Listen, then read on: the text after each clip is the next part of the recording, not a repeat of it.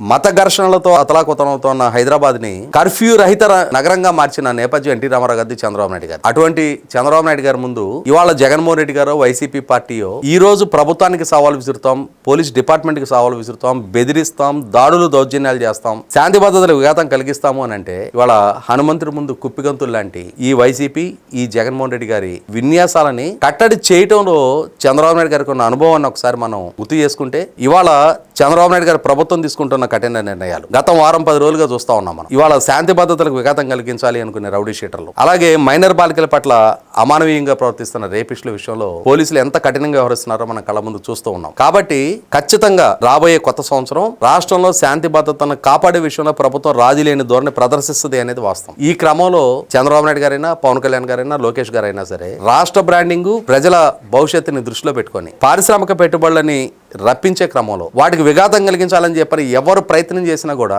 ఎట్టి పరిస్థితుల్లో అలా ప్రయత్నించే వాళ్ళని ఉపేక్షించరు, ఉదాసీనత ప్రదర్శించరు. కాబట్టి కఠినాతి కఠినంగా శాంతి భద్రతలని కాపాడే విషయంలో ప్రభుత్వం వ్యవహరించబోతుంది అనేది అర్థమవుతా ఉంది.